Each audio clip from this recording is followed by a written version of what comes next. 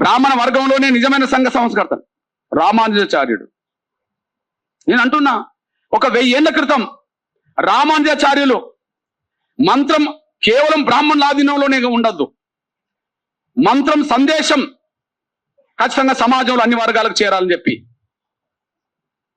మంత్రం బ్రాహ్మణ ఆధీనంలో ఉండాలని చెప్పి శాస్త్రాలు చెప్తున్న సమయంలో, మెజారిటీ బ్రాహ్మణులు అనుకుంటున్న సమయంలో అది తప్పు, అది తప్పు, మంత్రం అన్ని వర్గాలకు చేరాలని చెప్పి గుడి మెట్ల మీదకి ఎక్కి, గోపురం మీదకి ఎక్కి అందరికి వినిపించేలాగా చేసింది ఎవరు?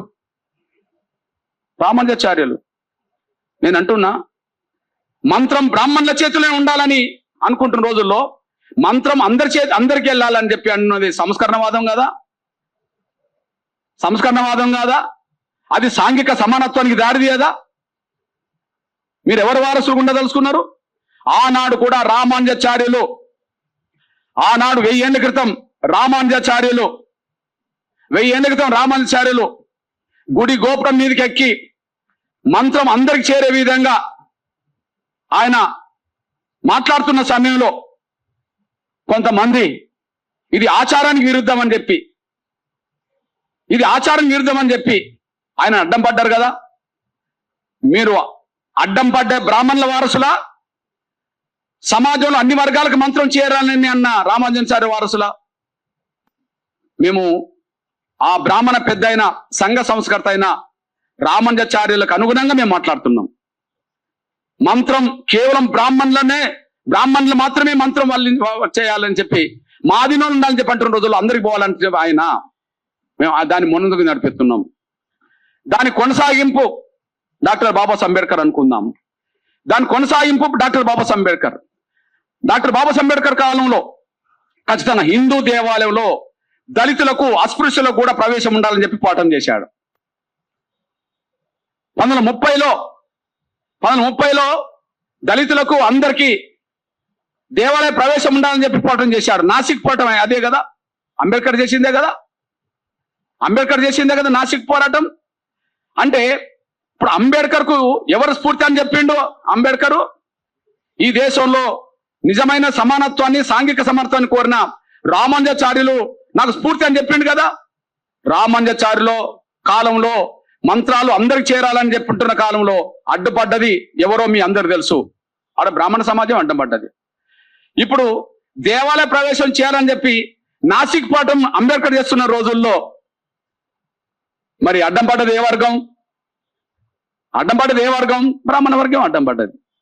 ఇప్పుడు దానివల్ల ఇవాళ అన్ని దేవాలయాల్లోకి రాజ్యాంగం వచ్చిన తర్వాత, అంబేద్కర్ రాజ్యాంగం రాయకముందు ఈ పోరాటం చేశాడు.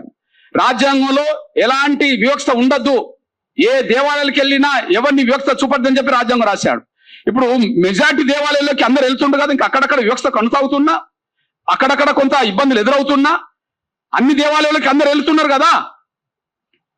అంటే సమానత్వం వైపు అడుగులు వేయడానికి అంబేద్కర్ ముందుకు తీసుకొచ్చాడు కదా. ఇప్పుడు మేమంటున్నామంటే ఆ గర్భగుడిలోనే మా పూజారులు ఉండాలంటున్నాం. ఒకనాడు మంత్రాలు అందరికి చేరాలని ఆయన అన్నాడు, గుడిలోకి అందరికి ప్రవేశించక ఉండాలని చెప్పి అంబేద్కర్ అన్నాడు. పూజారులుగా ఉండే హక్కు అందరికి ఉండాలని చెప్పి నేను అంటున్నా. ఇది కొనసాగింపు కాదా? ఇది రామానుజాచార్యులు అంబేద్కర్ స్పిరిట్ ను ముందుకు తీసుకెళ్లడం కాదా?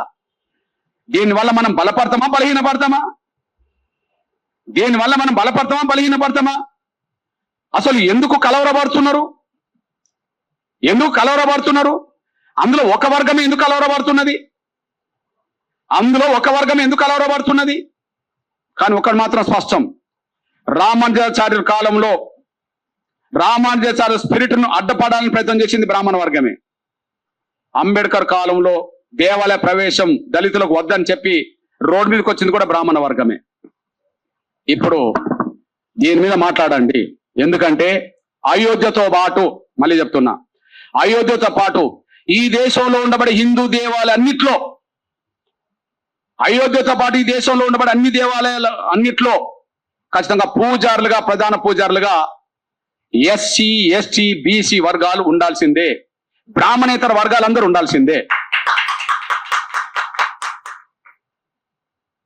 కేంద్ర ప్రభుత్వాన్ని నిర్వహించే కాడ అన్ని శాఖల్లో అన్ని వర్గాల ఆఫీసర్లు ఉన్నారు కదా, వైద్యం వృత్తి చేసే కాడ అన్ని శాఖల్లో అందరు ఉన్నారు కదా, అన్ని వర్గాలు ఉన్నారు కదా. మన సెక్రటేరియట్కి వెళితే అన్ని వర్గాల వాళ్ళు సెక్రటరీలు ఉన్నారు కదా. మన దేవాలయానికి వెళితే అన్ని వర్గాల వాళ్ళు పూజారులు ఎందుకు ఉండద్దు? ఓకే, యేసుక్రీస్తును నమ్ముకున్న కాడ వాళ్ళు ఎస్సీలు నమ్ముకుంటే ఎస్సీలు పాస్టర్లు అవుతాండ్రు, ఎస్సీలు నమ్ముకుంటే ఎస్సీలు పాస్టర్లు అవుతాండ్రు, బీసీలు నమ్ముకుంటే బీసీలు పాస్టర్లు అవుతాండ్రు, ఓసీలు నమ్ముకుంటే వాళ్ళే ఎక్కువ మంది పాస్టర్లు అయి కూర్చున్నారు. ఓకే,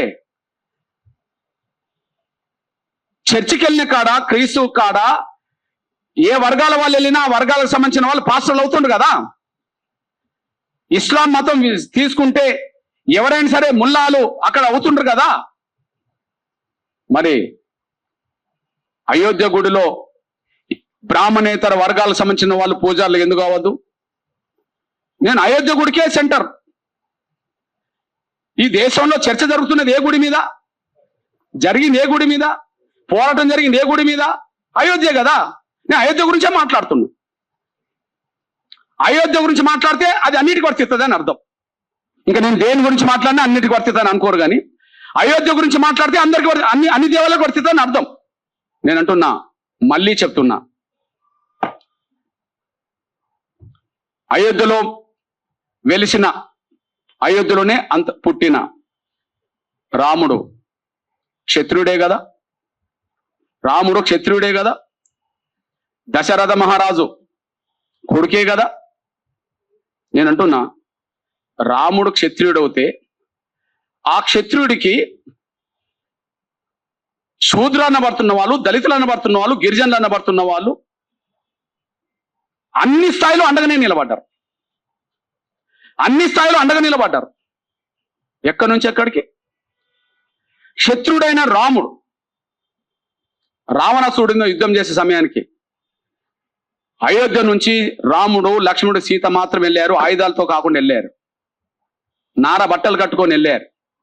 కానీ రావుడి మీద యుద్ధం చేసే సమయానికి అక్కడ సైన్యంగా రాముడికి అండగున్నది మా వానర సైన్యం అనబడుతున్న ఆంజనేయుడి, సుగ్రీవుడి నాయకత్వంలో మా వానర సైన్యం అనబడుతున్న సైన్యమే కదా. ఇప్పుడు అయోధ్య నుంచి ఆయుధాలు తీసుకెళ్ళలేదు కదా, అయోధ్య నుంచి సైన్యం వెళ్ళలేదు కదా. అక్కడ రాముడు యుద్ధంలో ఆ యుద్ధాన్ని గొలిపించడం కోసం సైన్యంగా మారింది, ఆయుధాలతో యుద్ధం చేసినది ఎవరు? వానర సైన్యం. దానికి నేతృత్వం వహించింది ఎవరు? ఆంజనేయుడు, సుగ్రీవుడు. వాళ్ళని గైడ్ చేసి యుద్ధంలో విజయం వైపు నడిపింది ఎవరు? జాంబవంతుడు. వాళ్ళని గైడ్ చేసి యుద్ధంలో నడిపింది ఎవరు? జాంబవంతుడు. జాంబవంతుడు అని ఎవరు చరిత్రపరంగా? దళితుడు, మాదిగా అని మీరే చాలా మంది అంటున్నారు. రెండు. ఓకే, సీత అడవిలో ఒంటరిగా ఉన్న సమయంలో ఆమెను దగ్గర చేర్చింది ఎవరు? దగ్గర తీసుకున్నది ఎవరు? కాపాడుకున్నది ఎవరు? వాల్మీకి. ఆశ్రమంలోకి తీసుకున్నది ఎవరు? వాల్మీకి. లవకుశుల్ని పెద్దది పెంచదేసి విద్యాబుద్ధులు నేర్పింది ఎవరు? వాల్మీకి. రాముడు పట్టాభిషేకంలో రామాయణం వినిపించింది ఎవరితోటి? లవకుశులతోటి. ఓకే, రాముడు చరిత్ర ప్రపంచానికి గొప్పగా అందించింది ఎవరు? వాల్మీకి. అంటే సీతకు రక్షణ కల్పించే కాడ, సీత గారికి షెల్టర్ ఇచ్చే కాడ, కొడుకులను ప్రయోజకులు చేసే కాడ, ఆయన చరిత్రను రాసే కాడ మా బీసీ ఉన్నాడు కదా వాల్మీకి. అదే సమయంలో మీ సోదరుడిగా ఇంకొక విషయం గుర్తు చేస్తున్నా. ఇప్పుడు బాబ్రీ మసీదు కూలాలి, రామ మందిరం కట్టాలని చెప్పి యుద్ధం అయితే నడిచింది కదా. బాబ్రీ మసీదు కూల్చాలి, రామ మందిరం నిర్మించాలి యుద్ధం నడిపింది కదా. నేను అంటున్నా, అది 2002 కదా. అంతకు ముందు 92 కదా. అంతకు ముందు ఒక విషయం గుర్తు చేస్తున్నా. 1989లో నవంబర్ 9న అయోధ్యలోని రామ మందిరానికి మొట్టమొదటి శంకుస్థాపన చేసింది ఎవరు? బీహార్కు చెందిన దళిత నాయకుడు కామేశ్వర్ చౌపాల్. ఇది చరిత్రలో ఉన్నది కదా. 92లో బాబ్రీ మసీద్ కూల్చబడ్డది. 89లో ఎక్కడ 1989 రామ మందిర ఉద్యమం ఉధృతంగా సాగుతున్న సమయంలో 1989లో వివాదాస్పద స్థలానికి సమీపంలో కేటాయించిన భూమిలో ఈ శంకుస్థాపన జరిగింది. శంకుస్థాపన చేసింది ఎవరు అంటే కామేశ్వర్ చౌపాల్, బీహార్ సంబంధించిన దళితుడు. ఇది మీ చరిత్ర ఉన్నది కదా. ఓకే, ఇప్పుడు అయోధ్య మందిరం చాలా గొప్పగా తీర్చిదిద్దారు. అయోధ్య మందిరం నిర్మాణంలో కార్మికులుగా రాళ్ళెత్తింది, ఇటుకెత్తింది, నిర్మాణం చేసింది, ఆ స్థాయిలో నిర్మించింది కార్మిక వర్గంలో అన్ని వర్గాలు ఉన్నారు కదా. ప్రధానంగా ఎస్సీ ఎస్టీ బీసీలు ఉన్నారు కదా. అంటే అయోధ్య మందిరం నిర్మించడంలో మా వర్గాలు 99% పోషించారు కదా, కష్టపడ్డారు కదా, చెమటోడ్చారు కదా. పోనీ అది పక్కకు పెడదాం. ఇంకొకటి, ఇప్పుడు మొన్న అయోధ్య పునఃప్రారంభించబడ్డది. బాలరాముడిని అక్కడ తీసుకెళ్ళాం. బాలరాముడి విగ్రహం ప్రాణప్రతిష్ఠ చేసిండ్రు. మీరు విగ్రహానికి ప్రాణప్రతిష్ఠ చేసిండ్రు. ఆ విగ్రహం బాలరాముడి రూపంగానే, ఆయనను చూస్తేనే బాలరాముడు అన్నట్టుగా, ప్రపంచ ప్రజల హృదయాల్లో ఇతనే బాలరాముడు అన్నట్టుగా ఆ విగ్రహాన్ని చెక్కింది కర్ణాటక సంబంధించిన అరుణ్ యోగరాజ్. విశ్వబ్రాహ్మణుడు కదా, మా బీసీనే కదా. అరుణ్ యోగరాజ్ కర్ణాటక సంబంధించిన విశ్వబ్రాహ్మణ్ సంబంధించిన మా బీసీనే కదా. ఓకే, బాబ్రీ మసీద్ స్థానంలో రామ మందిరం కట్టాలని ఎన్నటి కళ? 500 సంవత్సరాల నాటి నుంచి ఉన్న కళ. ఆ కళను నెరవేర్చడంలో, ఆ కళ నెరవేర్చిన దాంట్లో స్వాతంత్రం వచ్చిన కాంచి ఎంతో మంది ప్రధానమంత్రులైనరు. మరి ఏ ప్రధానమంత్రి గారు ఉన్నప్పుడు మళ్ళా రామ మందిరం పునరుద్ధరించబడ్డది? బాలరాముడు మళ్ళా ఎప్పుడు చేరిండు? గౌరవ నరేంద్ర మోడీ గారు ప్రధానమంత్రిగా ఉన్న మొన్ననే కదా. మరి గౌరవ ప్రధానమంత్రి నరేంద్ర మోడీ గారు ఆధ్వర్యంలోనే 500 సంవత్సరాల హిందువుల ఆకాంక్ష నెరవేరింది కదా. మరి గౌరవ ప్రధానమంత్రి నరేంద్ర మోడీ గారు బ్రాహ్మణుడేం కాదు కదా, ఆయన బీసీనే కదా. పోని బ్రాహ్మణేతరుడు కదా, ఆయన బీసీనే కదా, బ్రాహ్మణేతరుడు కదా. నేను అంటున్నా, క్షత్రుడైన రాముడికి అండగుండి రావణ యుద్ధంలో గెలిపించే కాడ 1000 మంది మా ఆదివాసులు చచ్చిపోతారు. ఆయన వానర సైన్యం గెలిపిస్తుంది. మేము గెలిపించే కాడున్నాం. దళితులు గైడ్ చేసే కాడ జాంబవుడు ఉన్నాడు. సీత గారికి షెల్టర్ ఇచ్చే కాడ, లవకుశులను పెంచి పెద్ద చేసే కాడ, రాముని చరిత్ర రాసే కాడ మా బీసీ వాల్మీకి ఉంటాడు. మా దళితుడు అక్కడ మొట్టమొదటి శంకుస్థాపన చేస్తాడు. ఆ గుడిని కట్టే కాడ 199 మంది అణగారిన వర్గాలు ఉంటారు. విగ్రహం చెక్కే కాడ మా యోగిరాజ్, మా బీసీ ఉంటాడు. 500 సంవత్సరాల హిందువుల కళ నెరవేర్చే కాడ ప్రధానమంత్రి మా బీసీ నరేంద్ర మోడీ గారు ఉంటారు. అన్ని చోట్ల మేము ఉన్నాం కదా. గర్భగుడి కాడ పూజలు చేసే కాడ పూజారులకు ఎందుకు ఉండద్దయా?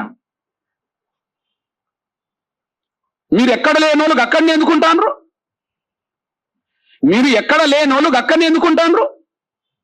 మేము అంతటి ఉన్నోళ్ళం అక్కడ ఎందుకు ఉండద్దు? మేము అన్ని చోట్ల ఉన్నోళ్ళం అక్కడనే ఎందుకు ఉండద్దు? మీరు ఎక్కడ లేని వాళ్ళకి అక్కడనే ఎందుకుంటారు? అందువల్ల ఒకే చోట ఎవరి పెత్తనం ఉండద్దు అని అంటున్నాం. ఒకే చోట ఎవరి ఆధిపత్యం ఉండద్దు అంటున్నాం. అంత అందంగా తీర్చిదిద్దిన రాముడి విగ్రహాన్ని తీర్చిదిద్దిన నా బీసీలకు లేని హక్కు, ఆ గుడి నిర్మాణం చేసిన నా అనగారిన వర్గాలకు లేని హక్కు, శిలాఫలకం వేసిన నా దళితులకు లేని హక్కు, రాముణ్ణి గెలిపించడానికి ప్రయత్నం చేసిన నా ఆదివాసులకు లేని హక్కు, రాముని యుద్ధంలో రామునికి అండగా గైడ్ చేసిన నా దళితులకు లేని హక్కు, రాముడి చరిత్ర రాసిన నా బీసీలకు లేని హక్కు, రాముడి విగ్రహాన్ని పునఃపరిశీలించడానికి ప్రధాన పాత్ర పోషించిన ప్రధానమంత్రి నరేంద్ర మోడీ గారి వర్గమైన బలహీన వర్గాలకు లేని హక్కు ఒక్క బ్రాహ్మణులకే ఉండడం ఎందుకు అని అంటున్నా నేను. ఇది రామానుజాచార్యుల ఆదర్శాన్ని, అంబేద్కర్ పోరాట స్ఫూర్తిని ముందుకు నడిపించినట్టు కాదా? 1000 ఏళ్ల క్రితం మంత్రాలు అందరికి చేరాలి అన్నాడు. 100 ఏళ్ల క్రితం అంబేద్కర్ అన్ని హిందూ దేవాలయాలకు దళితులను కూడా రావాలంటే చేయాలని అన్నాడు. ఇప్పుడు నేను గర్భగుడిలోనే పూజారులుగా ఉండే హక్కు, అవకాశం అన్నగారు వర్గాలకు, అన్ని వర్గాలకు, బ్రాహ్మణేతర వర్గాలు అందరికి ఉండాలని నేను అంటున్నా. ఇది మనల్ని బలోపేతం చేస్తుందా, బలహీనం చేస్తుందా తెలుసుకోండి. ఒక్క వర్గం ఉంటేనే బలోపేతం చేసినట్ట, అందరుంటే బలోపేతం చేసినట్ట ఒకసారి తెలుసుకోండి. వల్ల ఆ ఒక్క విషయాన్ని మీరు అర్థం చేసుకుంటారని చెప్పి నేను ఆశిస్తున్నాను. ఇకపోతే ఇంకొక విషయం గుర్తు చేస్తున్నాను. నేను అంటున్నా, బ్రాహ్మణ, క్షత్రియ, వైశ్య, శూద్ర, బ్రాహ్మణ, క్షత్రియ, వైశ్య, శూద్ర, ఈ వర్ణమైన టాప్లు ఎవరిని పెట్టుకున్నారు? ఈ వర్ణమే కదా. బ్రాహ్మణ, క్షత్రియ, వైశ్య, శూద్ర. ఇందులో బ్రాహ్మణులే కీలకం, అత్యున్నత స్థాయి పెట్టుకున్నట్టు కదా. శూద్ర, వైశ్య, క్షత్రియ, బ్రాహ్మణ అంటలేం కదా. శూద్ర, వైశ్య, క్షత్రియ, బ్రాహ్మణ అంటలేం కదా. బ్రాహ్మణ, వైశ్య, శూద్ర, క్షత్రియ, బ్రాహ్మణ, క్షత్రియ, శూద్ర, వైశ్య అంటున్నాం కదా. అంటే బ్రాహ్మణం టాప్ లో పెట్టుకున్నాం కదా.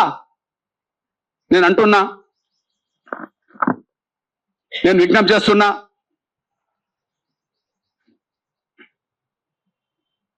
ఈ వ్యవస్థలో టాప్ లో, వర్ణంలో టాప్ లోనే ఉన్నారు, కుల వ్యవస్థలో టాప్ లోనే ఉన్నారు. కుల వ్యవస్థ వచ్చేటప్పటికి మన దళితుల్ని అస్పృశ్యులుగా చేసేశారు.